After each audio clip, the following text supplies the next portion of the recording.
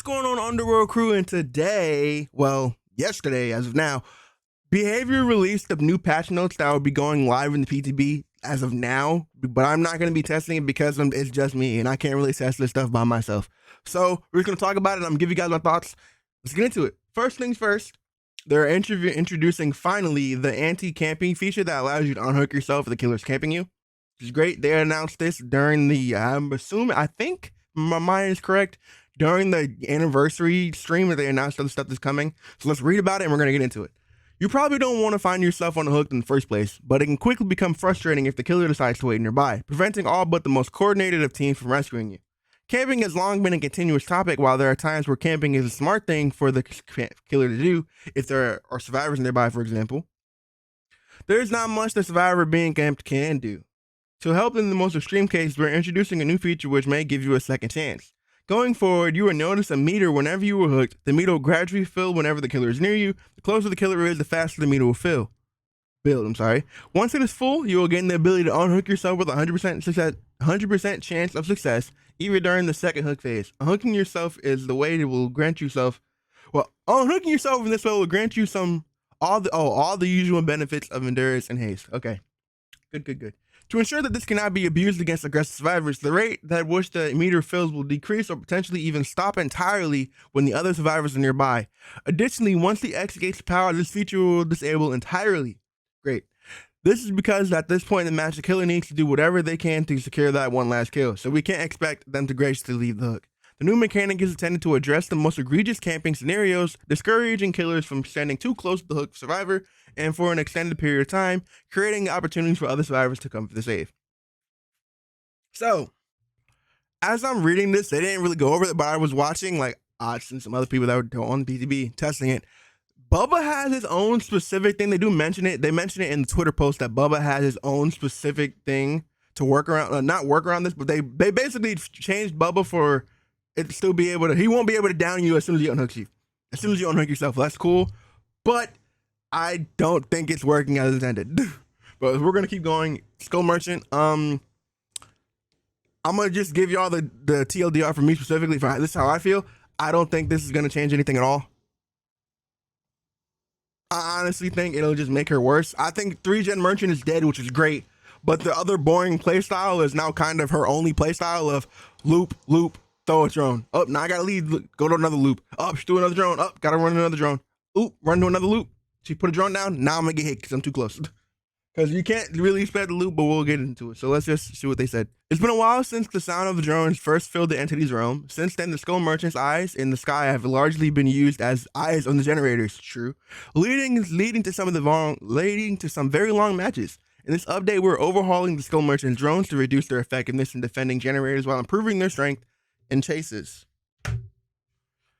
Lock on. Active zones being in the main culprit behind Skull Merchant's ability to defend generators are no more. On top of making survivors exposed, these zones provide the Skull Merchant with too much information on the survivors with them, allowing the killer to quickly react and chase them away. True. With active zones removed, the Skull Merchant's drone need a new way to lock on survivors. Now, whenever a survivor is scanned by the drone's beams, they will receive 1 stack of lock on. Upon reaching the 3 stacks of lock on, the survivor will immediately receive a claw trap. Okay. However, avoiding drone scanners won't be easy thanks to the introduction of 2 new modes. Okay. 2 modes. Eye in the sky will have 2 modes, stealth mode and scouting mode. In stealth mode, the drone spinning beams will be invisible, and the drone will be much quieter. Survivors will want to watch closely for the lights and the drone itself to tell where the beams are so they can sneak up and disable it. In scouting mode, the drone lines are visible and rotate much faster, making it more difficult to approach, run by undetected. In either mode, the drone scan lines will not detect a survivor who is stationary, effectively preventing them from being used on guard generators. Survivors can interact with the drone in either state to disable it for 45 seconds, after which they will return to stealth mode. Claw traps are going to be the same as usual. Now that I'm hearing, I think it's pretty much different. But anyway, let's talk about it. Survivors who ends up with a claw trap will find themselves on the receiving end on one of the following effects. If they're healthy, they will be injured. If they're injured, they will receive deep wounds. This will not grant the survivor a speed boost. The survivor suffers from the broken status effect until the trap is removed. Okay? Their location will be revealed in the killer scanner for a short duration. Additionally, survivors with a claw trap who are scanned by one of the killing drones will receive a 10% movement penalty for 6 seconds and are revealed to the killer with killer instinct for 3 seconds. Okay. So this is cool, but I'm pretty sure this just turns her into like a mini version of Legion. And honestly, I think the damage is kind of done with her as a character to where her reign in this game of just 3-genning people, nobody's still gonna want to play against her. We'll see. But from what I'm seeing, it's still gonna be like place a drone down in high octane spots to where you think the survivors are gonna go. And then once you've done that, you're kind of screwed. Like the game's like, well, I'm one killer now. I can't really do anything. I'm assuming survivors, well, killers in this case, skull merchants, are still gonna be wanting to place them around gens. Because now, okay, it may not like mark you while you're on the gen, but I'm assuming from what I'm reading, you will still get a notification on the way to the gen. So it may not track them on the way there, but while they're already preparing the gen, but on the way to the gen, and I'm assuming she can still track you. So they'll still be able to know that you're going to the gen, because why else would you be going over there? I don't understand if I'm reading this wrong, but the claw traps, do you still get a claw trap on you if you disable it? They didn't say anything about that being away. The claw trap's battery will expire and the trap will be removed automatically after 45 seconds. Okay. Some quality of life changes for him. We have also made many adjustments across the many aspects of the Skull Merchant to improve the way it feels to play as and against her. The Skull Merchant now has 6 drones, was 4. I don't know about that. The Skull Merchant will now immediately become undetectable for 8 seconds after deploying a drone. The minimum distance between drones is now 16 meters, was 22 meters. The killer's movement speed is no longer decreased when checking the scanner. That's cool. Lock-on progress now no longer decays. The drones can no longer be manually reactivated. The drones can now be placed above or below other drones deploying on different floors. So I'm assuming this means that you can no longer use one drone to scan multiple floors. So that's great. Failing to hack a drone will now grant 1 stack of lock on instead of instantly locking on. That's good. The Skull Merchant's footsteps are now quieter, making it harder to track behind walls. We've updated the Skull Merchant's chase music. We have reviewed the Skull Merchant's add-ons, adjusting some of the giving new effects to the others. Okay. So overall, we just have to see. I haven't really seen the gameplay about her, but I don't think, she'll be much different. If anything, I still think you're gonna get those people that play Skull Merchant now who are used to playing her probably gonna play the same way. She may not be like the best at 3-genning anymore like she used to be, but like I said before, I'm assuming you will still be able to track the person going into the zone of a drone bars on the way to the gen. Because you may not be able to be tracked while you're on the gen, but I'm assuming you'll be able to be tracked on your way to the gen if you're in the area of the drone. So we'll see. Let's talk about the new map changes. So they reworked the Shadow Square. I'm sorry, words are hard today. And overall, I don't know how I feel about it. I feel like it's probably gonna be the same. The big difference with Shadow Square is for killers, it's so open. So if you're not playing like a faster killer, it's kind of weird. Let's just read about what they had to say. This update will feature a gameplay update to the Shadow Square map. When reviewing feedback from this map, we identified a few points of feedback we wanted to address. Low obstacles. It is possible to bump into small objects such as piles of hay or carcasses. Since these obstacles were so small, it was possible that you could bump into them without even seeing them, leading to some frustrating moments. We've also done a pass on these sorts of objects to ensure that anything which might block your path is clearly visible. It is in most cases making them taller so they can be easier to see. Size and layout. The Shadow Square is one among the largest maps in the game. Contrary to its name, it isn't even a square, and it's actually a rectangle. The map size of this map can make controlling a little difficult. To help with this, we have reduced the size of the map, turning into a proper square in the process. The position of some tiles have been readjusted as a result. Line of sight. Most obstacles in this game tend to be fairly low, which I just said, making it quite easy for killers to spot survivors as long as the ranges, and difficulty for stealthy killers to sneak up on survivors. Exactly. To break up these long line of sights, we have rearranged some tiles to limit how far you're able to see from any given point. Okay, that's a good idea. Last but not least, we've made various changes to make the map easier to navigate. This includes making it clear when objects can be walked on and which objects will block your path. Okay, that's great changes. Good changes. I'm glad. That was all. I don't think any amount of change, unless they like generally like add some high walls in the middle of it, because they didn't show anything about them changing line of sight. Unless they add some high walls, yeah, stealth killers are gonna have a problem on this map because you're just so easy to be seen. So move. to the McMillan Estate rework. I don't know why they're reworking McMillan Estate, but we'll see. We're going to keep going. Our works on maps doesn't stop here. Stop there. The entire McMillan Estate realm is being expanded. Each map in this realm will receive a second alternate version. What does this mean? The next time you load into Suffocation Pit, for example, things might be a little different. The trademark mineshaft will still be there, but it may be in a different spot. The shape and layout of the map might be slightly different. The goal of these variants is to add more variety to existing maps without changing the unique properties that set them apart, such as size, a bottleneck, a choke point that separates either side of the map, and so on.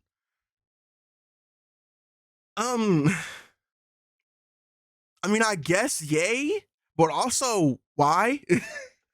Because like, I'm like, yeah, we get new maps, but like at this point, why? Why do we need that?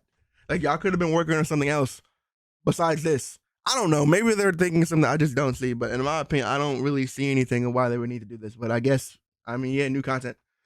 All right. Oh, this is the bullshit I was hearing about all over Twitter. I was on Twitter before I started this video, and I saw people saying like, "Dog, this just confirms that this DBD don't be knowing what they doing when he's making these perks." Let's read it, okay? Furtive Chase. This is a perk from Ghostface. If you guys didn't know, Furtive Chase is one of the lesser used killer perks, providing a way to switch obsessions throughout the match and reduce your terror radius during chase. To give this perk a slight boost, we're increasing the terror radius reduction for each token to 5 meters, was 4 to a maximum of 20 meters. Oh, so this is why they said that. So if anyone was wondering, there's a reason nobody used this perk. And I guess it's supposed to be like a mimic of Ghostface to where his terror radius can go away and his terror radius won't be in chase because it's supposed to be perk of him.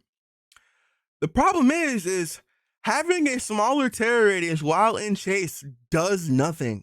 So this small amount of like, oh yeah, we're going to give you an extra 1 meter less of terror radius, which is cool and all, but like, why does my terror radius need to be smaller in chase? That what benefit does that give me? What benefit is like, okay, originally, if this was back in the day where borrowed time had to have a terror radius for it to work, then okay, that's cool. Maybe it's if you want to prevent BT from happening, that's fine. But in situations like this, it does nothing. Furtive Chase is probably like, I wouldn't be surprised if it's the least used perk in the game because it does nothing. It does nothing to help you at all. I don't think how having a smaller terror radius is going to help you because the person you're chasing already know you're getting chased. And me having a smaller terror radius, the people that aren't getting chased don't care because they already see that you're chasing somebody else. So they don't got to worry about you. So what was the point of them even buffing the small number of this perk? This perk needs to be completely reworked. Like they need to scrap this whole idea and come up with something new because having a smaller terror radius while you're being chased legitimately does almost nothing. Now, background player. This is from Ronaldo, I think, from the Twins when Skull Merchant came out. The Twins, the brother and sister twins. I call them twins. I don't know the twins actually. Anyway, this perk allows you to sprint very quickly when the killer picks up another survivor, creating an opportunity to get into position for a save. Not only is this perk highly situational, but it leaves you exhausted, which is cool, which could hinder you if you could be chased shortly after. To make this perk more meaningful when it activates, we're increasing the duration of the speed boost to 5 seconds. Okay. I just want to say this. Another thing that confuses me is right here that I have highlighted. Not only is this perk highly situational, but it leaves you exhausted, which could hinder you if you were chased shortly after. So in a situation like this, unless you're running this perk along with another exhaustion perk, which I don't. I use this build. I use this on my flashbang build and my breakout build. This is a support perk.